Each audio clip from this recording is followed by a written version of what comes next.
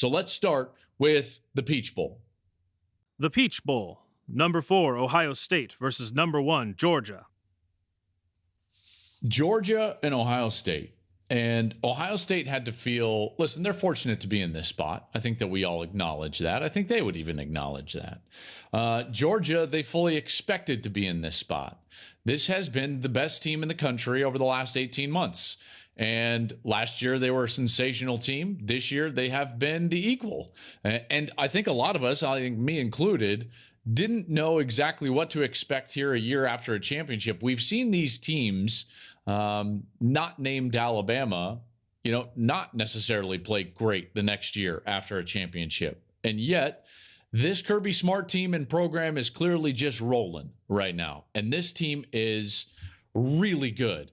And they're built so similar to a Michigan team that just beat Ohio State. And you can argue, and I probably would, that they're probably a better version of the same type of team that Michigan was. And that's the one team that beat Ohio State this year. Ohio State beat everybody else by double digits and struggled against Michigan, in part because of the dominance of the line of scrimmage for the Wolverines. Well, they're going to see a team in Georgia that is built from the exact same blueprint. And you can make an argument, and clearly the stats do, and the tape does, that this team is more explosive and at times even more dominant at the line of scrimmage. So Buckeyes have their hands full in this one. Got to go down into Atlanta and play this game in basically the backyard of the Georgia Bulldogs. We saw how that worked out for Oregon to begin the year. And it was interesting talking with Dan Lanning before the Holiday Bowl, and we started talking about this game specifically. And I was just like, well, what do you think? And he was like, well, you know what I think. And I was like, well, yeah, by how many? And he was like, all of them. He's like, I recruited those guys. I know exactly how good they are. Let's just talk a little bit about Georgia, okay? Because they've been so dominant, outside of a couple of games, I guess Missouri was a single-digit win. That was clearly the one you point to and you're like, hey, what's wrong with Georgia? Are they not quite as dominant? And then sure enough, by the end of the year, they were exactly what we thought that they would be, and they've been dominant. This is an offensive line that owns it up front. They protect the quarterback very well. They run the ball very well. Here are the numbers to back that up. They've only given up 7 sacks all season long. That partly is great protection, but it's also partly playing with the lead. It's also partly playing on schedule, throwing the ball on your terms rather than on the opposition's terms. And they've been able to do that because of the fact they can run the ball so successfully. They're averaging 5.5 yards per carry. That's 8th in the country. So they're really good up front, right? I could spout off a lot of numbers to tell you that. But basically, you got to know that they play the game for the most part, overwhelmingly most part, on their terms. And they do that with great line play in their offensive game. What that has allowed them to do is develop outside, to be quite frank with you. Like Stetson Bennett, from a talent perspective, he's not close to what Drake May was on Wednesday night, right? Or even what he's going to see across from him this week when he faces C.J. Stroud. Like, Stroud's a more talented player, but Bennett has been able to develop, and he's turned into a really, really good college football player. Goes to as a Heisman finalist. He put up some great numbers. And what's really special about Bennett is what he does in big games. So when he needs to play well, he does it.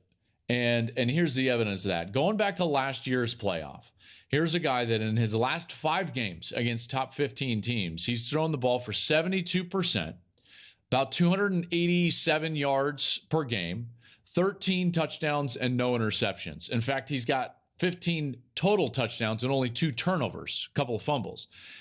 That's remarkably good, considering who he's playing against in those games. Like, those are the numbers that we would expect in the stat pattern games.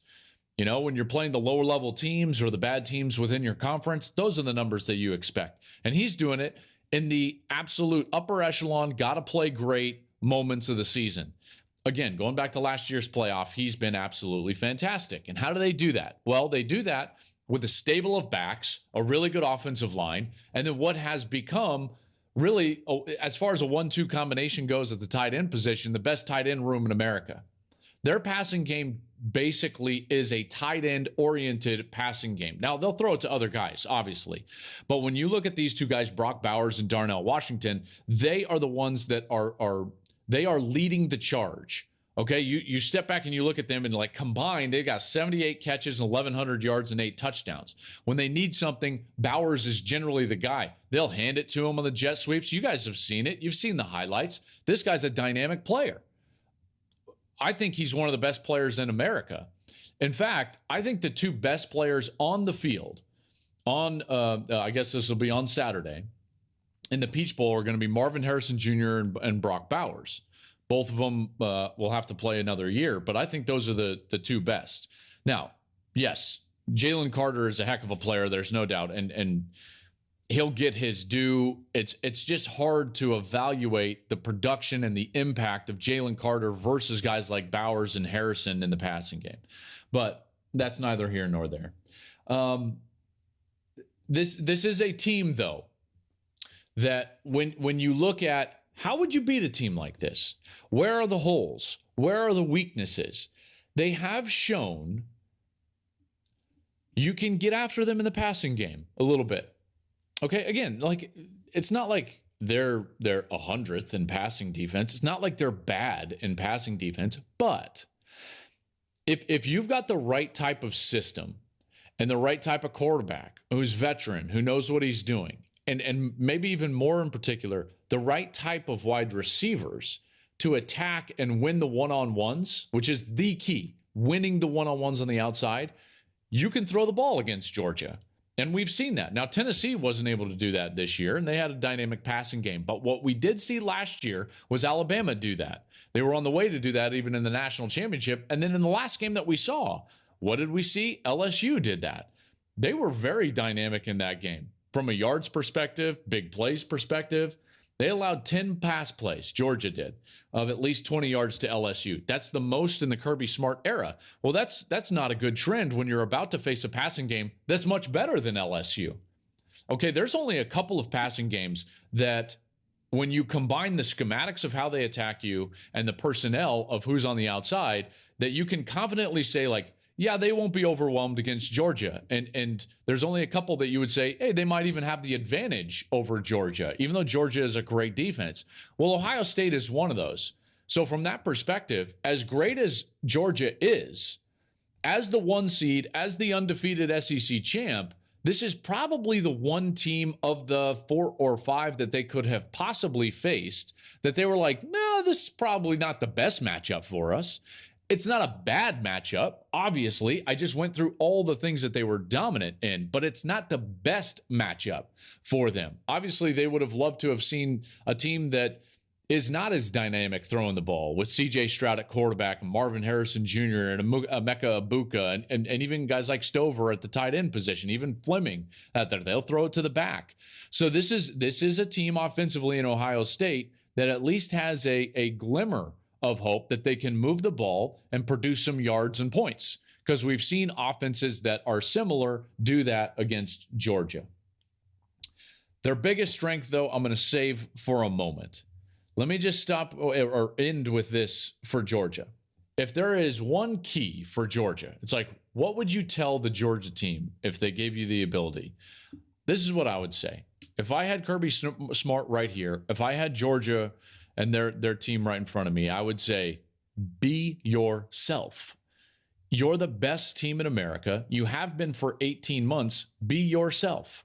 They've been in big environments. They play big games all the time in the SEC. They were in the playoff last year. They won the national championship last year over a team that was very difficult for them to beat, right? The gorilla in the room in the SEC. You got to go beat Nick Saban. You got to go beat the mentor. You got to go beat the champ, if you will. And they were able to do that. So Georgia, be yourself. That's all you got to do. I think Georgia is the better team of the two teams. So they just got to go out there and play that way. Now let's look at Ohio State.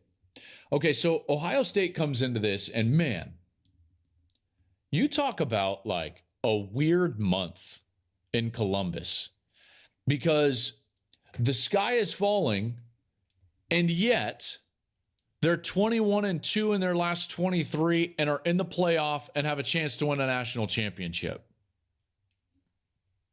Like, what's going on? Right? I believe that Ohio State fans have totally overreacted to the loss against Michigan. Completely. They have been totally, what's the word? Brainwashed is the one in my mind, but it's not the right word for this. It's the Ohio State fans had it too easy against Michigan for too long. Okay. They were lured into thinking that part of this rivalry was just owning this rivalry. And what they failed to see over the last couple of years is that Michigan joined them. They didn't fall. Michigan joined them. I believe in too many fans' eyes for Ohio State, they feel like the Buckeyes have taken a step down. That's not the case. I firmly believe that that's not the case. Now, let's talk about this team. This team, in my estimation, and I see them more than anybody. So let me just run through kind of what are the things that I know about Ohio State. Well, let's talk about their offense first. When is Ohio State's offense at their best? Well, it starts when they are able to run the football. Now, it's not their identity, and I understand that it's like, oh, you just got done talking about the passing game and C.J. Stroud and Harrison. Don't they need to air it out? Yes, they will need to air it out. But what I know about Ohio State is that they're best throwing the football, and they are attacking at their most efficient throwing the football once they've established the run, once they've established the fact that they can hurt you in the run game. And now all of a sudden, what they do is they can start to get into the tempo game. And then the play action pops up. And that's where they're lethal. In particular, right around the 50-yard line, maybe the plus 40-yard line. They get a little bit going right there. It's a screen here. And then a little run game, and then a run game right here. And then all of a sudden, it's tempo, and it's like, shoop, bam. That's when the shot comes out. And you know it, Ohio State fans. That's the rhythm that you're used to seeing when they're playing their best. But it always starts, at least in my estimation and all the film that I've watched, once they can have success with the run game. Now, that doesn't mean they have to be dominant running the football. It's the fact that during the course of a series, they've got to find some success running the football. And that has at times eluded them this year, both through, I would say, a lack of identity and trying to find the right scheme to run. And part of that was a rotating door in the backfield. They couldn't get healthy back there. They thought that they were going to have Travion Henderson, who was, by the way, in the preseason garnering some Heisman odds. And he's just never been healthy. And so they've had to figure it out from a personnel standpoint at running back. And now what we're going to see, I believe, on Saturday is a combination of Chip Trainum, Dallin Hayden, and Mayan Williams. And Chip Trainum, by the way, looked really good against Michigan the last time they were out. 14 carries, 83 yards. He's a guy that transferred in from Arizona State, and I think he's a good player. But more than anything, it's about the fact that Ryan's got to find a way to have some success running the football. Now, that leads me to my second thing, what I know about this team. And that is when you give Ryan Day and these offensive coaches a break, an extended break, their game plans are usually really good, very dynamic. You think about the way that they have attacked defenses in these semifinal games the last two times that they've been in the playoff, and it's pretty impressive, right? This is the third time they've been in the playoff with Ryan Day as the head coach. You look at those two games against Clemson. I understand that they lost the first one, but they were attacking. The game plan was outstanding. They were running Clemson out of the building in the Fiesta Bowl that night until Shaun Wade got that targeting penalty. Then Trevor Lawrence got going and J.K. Dobbins dropped the ball. And then, and all of a sudden it kind of spirals away from you and they lose the game. That was a very good Clemson team. The next year they roll out there, and that game plan against Clemson was outstanding. I believe that their game plan early in the game is going to give them opportunities to be successful, both throwing the ball and running the ball, and they've got to take advantage of that. So watch the execution early, because the biggest thing that they struggled with against Michigan wasn't that they didn't have things open, it's that they didn't execute those things. Whether it was short yardage or plays down the field, what we saw is mistakes that we don't normally see from the Buckeyes. So that's got to get corrected if they're going to beat Georgia. And then the last thing that I know about this team, and it's more matchup specific, is that they've got to do everything in their power to negate the line of scrimmage. Why? Because Jalen Carter is in there. We saw them struggle a little bit running the football against the interior of the Michigan defense, and I think that the interior of the Georgia defense is actually better. So what do they have to do? Well, they've got to get on the perimeter. The first quarter game plan offensively for Alabama in the national championship game last year should be the blueprint for how Ohio State, at least early in the game, attacks Georgia this year. It was very effective. I thought that Alabama last year did a marvelous job of getting on the perimeter as quickly as possible and then attacking down the seams. They did a really good job, and until Jamison Williams got hurt, Georgia was on their heels. So that's a game plan that if I was Ryan Day, I would mimic going into this matchup.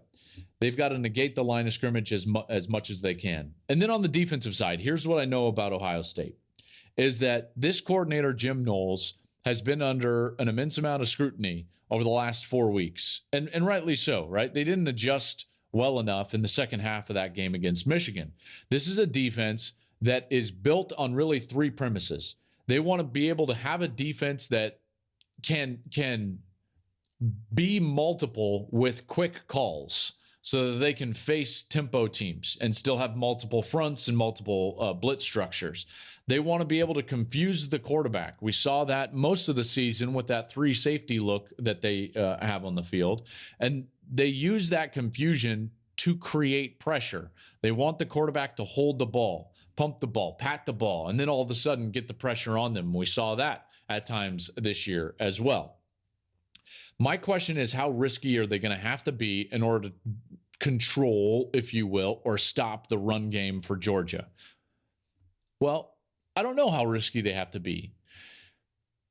Why doesn't Ohio State, and this would be a suggestion, I think that they should play a more bend, don't break style of defense, a similar defense like they're going to face, and I'll get to that in a moment, or like they just faced in Michigan. If you look at some of the best defenses right now in the country from a scoring perspective, what you see is teams that know how to get off the field in the red zone. And it seemed like there was all the emphasis for Ohio State was just to stop Michigan dead in their tracks. And they gave up huge plays because of it. The defense could not limit the big play. The last time they were out there, Michigan scored on TDs of 69, 75, 45, 75, and 85 yards. You can't do that and beat Georgia. And I don't think that they have to play as risky a defense. All right, let Georgia move the football, right? And then when the opportunity arises, get off the field. At some point, you have to trust your offense that they're going to score as well. So what you've got to go in there and do is you're going to say, like, listen, we're going to trade touchdowns for us, field goals for you. That's what Michigan has done to Ohio State in the last 2 matchups. In fact, Ohio State's offense only 1 of 4 in the red zone, I believe, in that last matchup with the Wolverines. So that's a blueprint that they can use in this game, right? You don't have to sell out. You don't have to run the risky defenses that they ran against Michigan this week in this semifinal. What you do have to do is find a way to get off the field in the red zone, right? And that's what they're going to have to do their best. And then that leads us to the final point on this Peach Bowl semifinal. I know it was long, but listen, it's a semifinal. The biggest key in the game, and the one that favors Georgia, is when Ohio State has the ball in the red zone. Every time that Ohio State struggles, whether you go back even in a win, it was last year against Penn State, last year against Michigan when they lost, this year against Michigan when they lost. You go back to the Oregon game last year when they lost. You go back to Nebraska when they played a tight game against a bad football team. What happens, generally speaking? They struggle in the red zone on offense, okay? And they were 1 of 4 in the red zone, scoring touchdowns against Michigan. Again, I don't care. Listen, field goals in the red zone are a total win for the defense. We've got to get out of our heads, like, don't think of red zone defense as just like percentage of scoring, or offense as percentage of scoring. It's about touchdown percentage. And Ohio State struggles, or when they struggle, they lose, okay? And if they struggle scoring touchdowns in the red zone this week, they will lose. And guess what they're going to face? The number one red zone touchdown percentage defense in the country. This is what Georgia does. In fact, Georgia is not a top 10 defense when you look at yards per play given up. I think they're 14th in the country, but they're the number 2 scoring defense in the country. Well, how do those two jive? Well, let me tell you, they mix because in the red zone, they get off the field and they get those 4-point plays that I've been calling them on those games. And so it's for that reason, for the fact that I don't know how well Ohio State's going to be able to run the football in order to build to that explosive passing game, and for the fact that Ohio State generally struggles in the red zone against good teams, and they don't punch it into the end zone. For that reason, I'm picking Georgia in this game. I think Georgia wins, but I would take the Buckeyes and give me the 6.5. So I would say that Ohio State covers, but Georgia wins the Peach Bowl and will go to the national championship.